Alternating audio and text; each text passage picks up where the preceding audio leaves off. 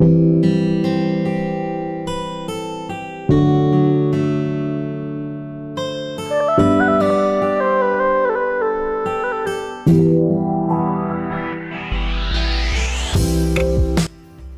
ye ntago bamwita Krish, amazina ye nyakuri bakaba bamwita Roshan. Roshan ni wacu rero cyangwa se Krish, reka tuze kuvuga Krish kuko kuvuga Roshan hari abo biba biri bugore cyane sinzi. Krish wacu rero akaba yaravutse ku itariki 10 z'ukwezi kwa mbere umwaka w'1974. Ndabasuhuje abantu mwese mudukurikiye. Nari nibagiwe gusuhuza toka. Akaba yaravutse ku itariki 10 z'ukwezi kwa mbere 1974 muri Mumbai. Nk'uko ujya wumva Mumbai ukumva Delhi gutyo tu. Iyo ni imijyi ikomeye yo mu Buhinde. Akaba yaravukiye muri Mumbai. Uyu mwaka niba awubara nk'abandi bose cyangwa se atawubara nk'abandi bose, afite imyaka 46. Nkuko nababwiye arusha imyaka Tiger Shroff amurusha imyaka 16 kuko Tiger Shroff uyu mwaka aruzuza 30, yujuje 30, na Roshan uyu mwaka yujuje 46, amurusha imyaka rero 16. Akaba yaraje gushakana mu mwaka w'2000, akaba yaraje gushaka umugore bita Susan Khan, agari umuhindekazi n'umuzungu. Akaba baraje gushakana mu mwaka w'2000, baza kubyarana abana babiri aribo Ridan Roshan na Rehan Roshan. Abo bana babiri rero nibo baje kubyarana b'abahungu bose, gusa baje gukomeza kubana mu mwaka w'2014, baje gutandukana kubw'impamvu zabo tutamenye. Ntago twazimenye. Roshan wacu rero kuva mu myaka za 86, aho hose akaba yarakomeje akina, gusa muri za 86 muri 80 kuko yatangiye gukina mu mwaka w'1981 gutyo agenda akina, gusa aho hose ntago yigeze akina wenda ngo nkuko tuzi ngo tipe mbega yagaragaragamo, ariko nyine hamwe umuntu aba afite amarore abaze muri filime, ntago yari tipe. Filime ya mbere na mbere rero yaje gukina ari tipe ni nubwo aho se yamaze kubonera yuko umwana we afite potential cyangwa se afite ability, Mr. Ability. Yabonye ko afite ability na potential byose nyine tu. Aza mu mwaka w'2000 ariho yaje kumuha role akaza gukina ari bamwita Rohitira Kahona Pyarihe. Iyo filimi ikaba yara directingwe na se, cyangwa se navuga yuko ari iya se kuko ise bamwita Rakesh Roshan, akaba ari umu director ukomeye mu Buhinde, kuko tunarebye n'amafilime Roshan yagiye akina ayabaye successful yose nayagiye akorwamo na se cyangwa se ayase. Umwaka w'2000 rero nibwo yaje gukina Kahona Pyarihe. Then aza iyo filime akaba yaranamuhesheje, ari nayo twamumenyemo cyane, simuyizi. Umvijwi aho ngaho nyine tu umuntu ahita yibuka yanga umvijwi. Abakobwa mugende mwige gukora ijwi ry'ibitunguru, nyine tu nakari gaciyemo aho rero mu mwaka w'2000 akora Kahona Pyarihe. Iyo filime ikaba yaramuhesheje, yarabonye ibihembo byinshi, ikaba yarabaye hari igihembo cyo mu Buhinde cyitwa Film Fair, cyangwa se reka tubyite filime nziza basi kugira ngo tubyumve neza. Ikaba yarahawe igihembo cya filime nziza y'umwaka, ubwo ni umwaka wa 2000, nawe akahabwa igihembo Best Male Debut, cyangwa se umukinnyi w'umugabo ukizamuka, anahabwa ikindi gihembo cyitwa ngo ni Best Actor, cyangwa se umukinnyi mwiza. Hari ukizamuka noneho n'umukinnyi mwiza, hari ababa basanzwe nyine we yabaryanye namba 2 muri uwo mwaka.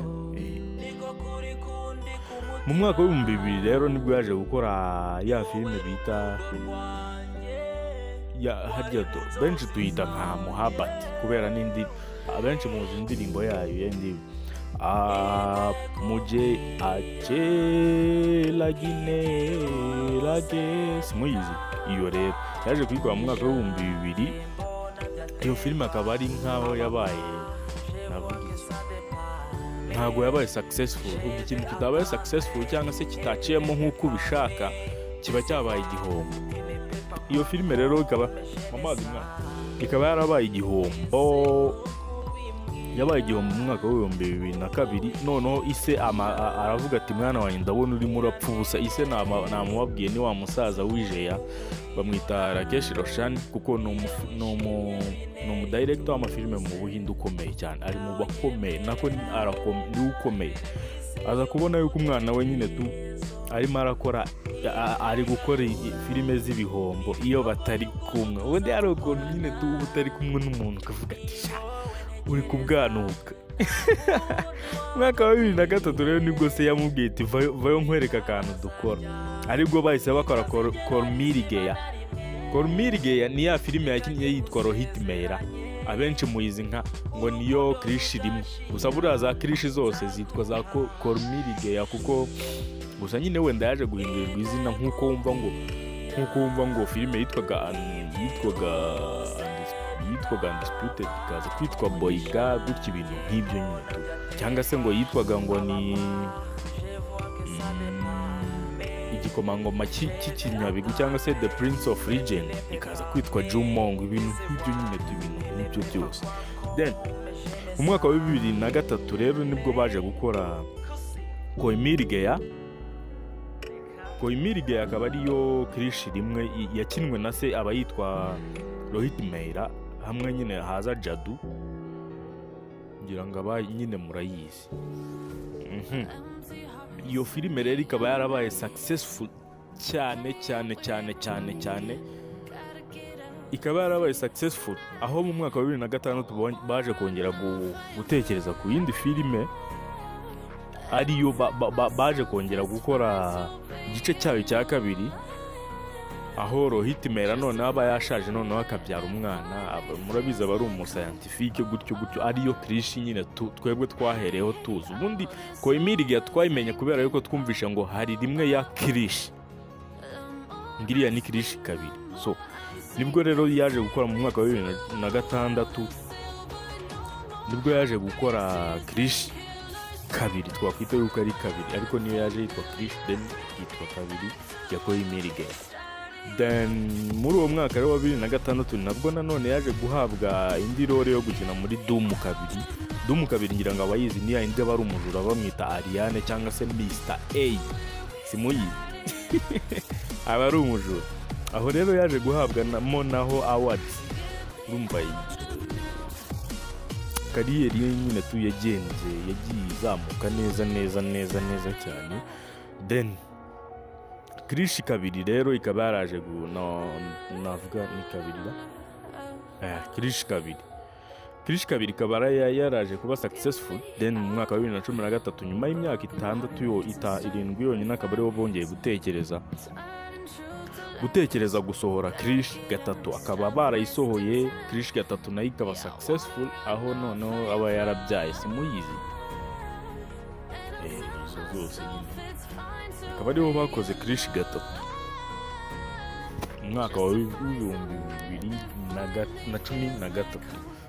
Krish rimwe yasohotse mu mwaka wa 2003, Krish kabiri mu mwaka wa 2006, Krish gatatu ari nayo iheruka ikaba yarasohotse mu mwaka wa 2000.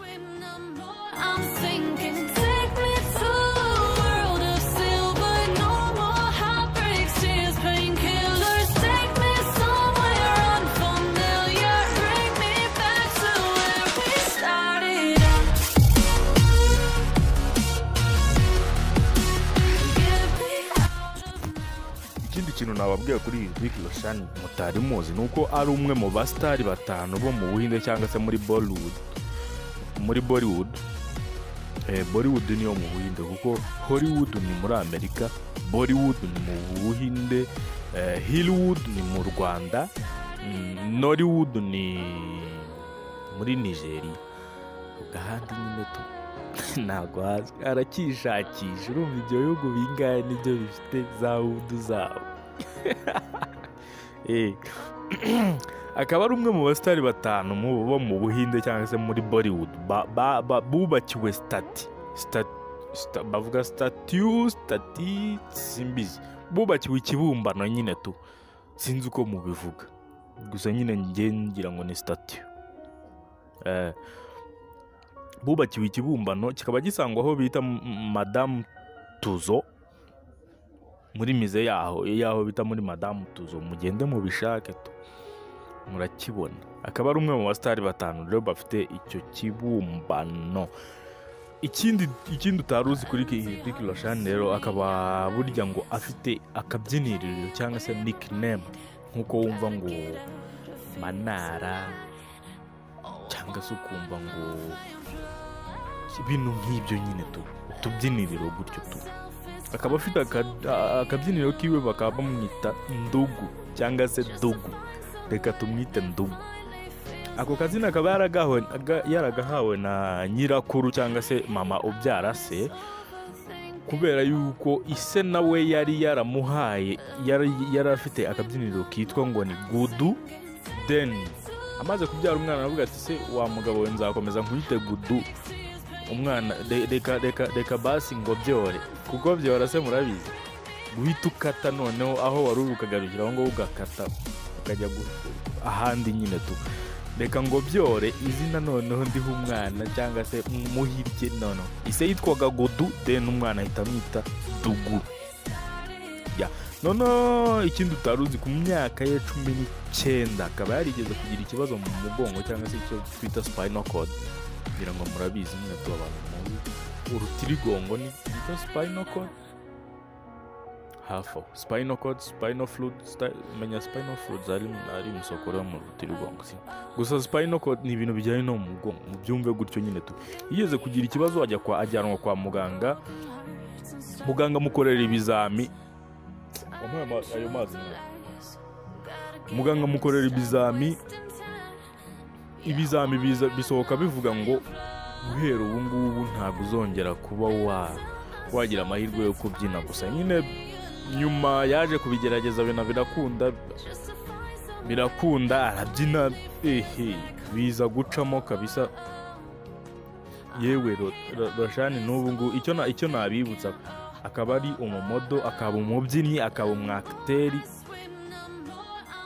Buriya nyine tu ni umubyinnyi karahutaka, kuko ngo Tiger Shroff, murabizi Tiger Shroff nawe nababwiye yuko ari umubyinnyi akunda kubyina, kandi umugabo w'umumodo we harimo Michael Jackson na Roshan rero ari mu bamodo be. Akaba ari n'umwe mu bantu yifuza gukinana nawe filime, akaba yaraje kugeraho umwaka ushize ubwo bakinanaga mu gihinde cyabo bita Intambara cyangwa se War mu Cyongereza. Simukizi mugende mugishaka abantu mutarakibona.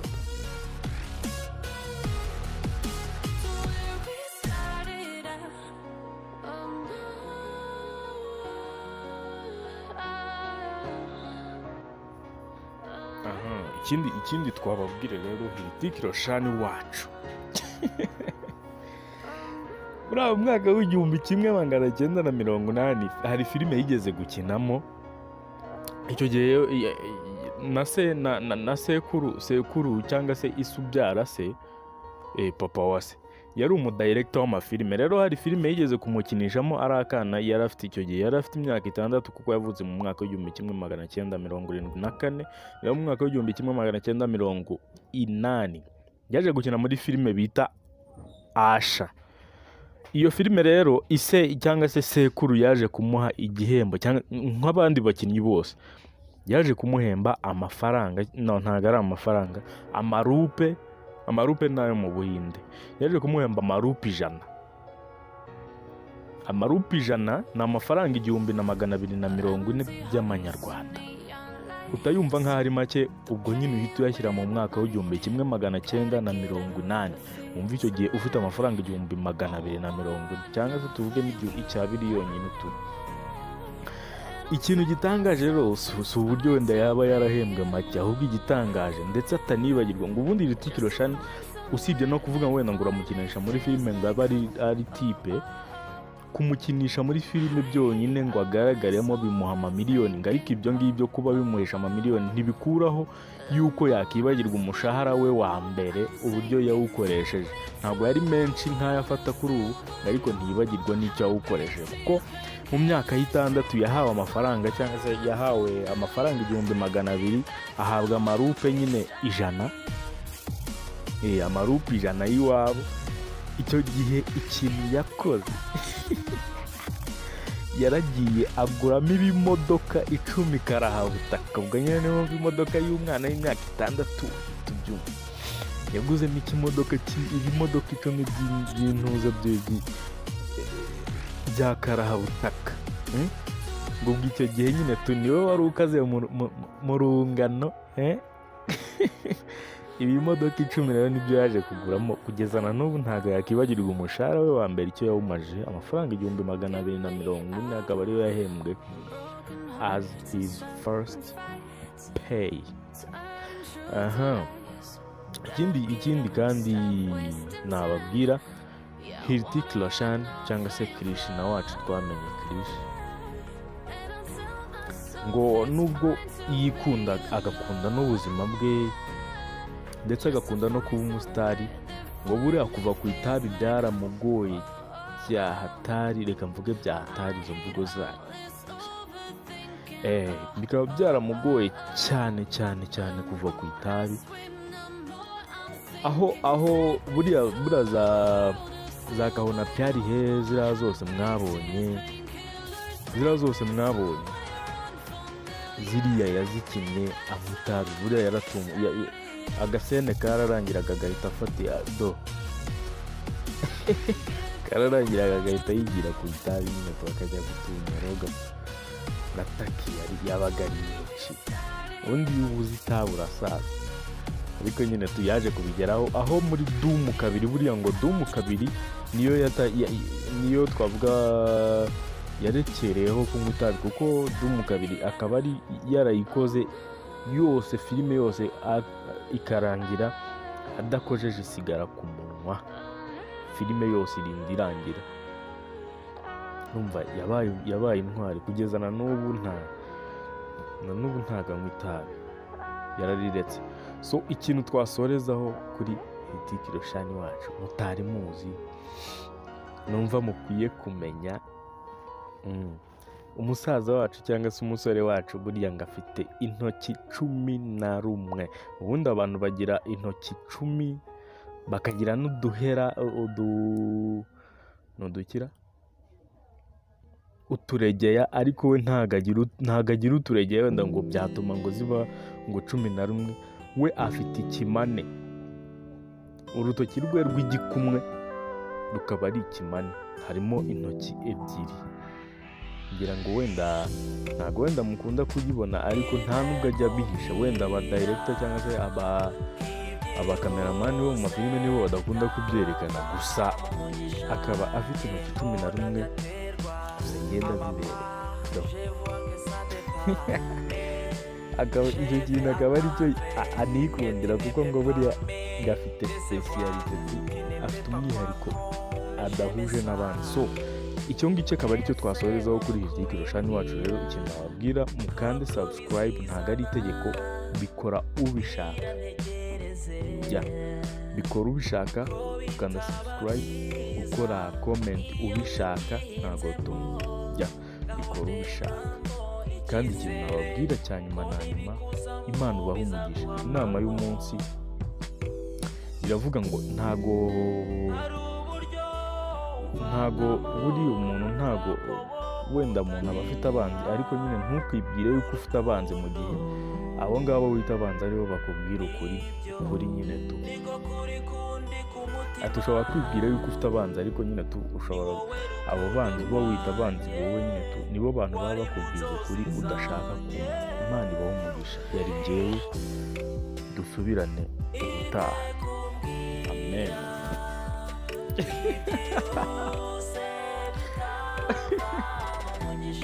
Quand il record du man.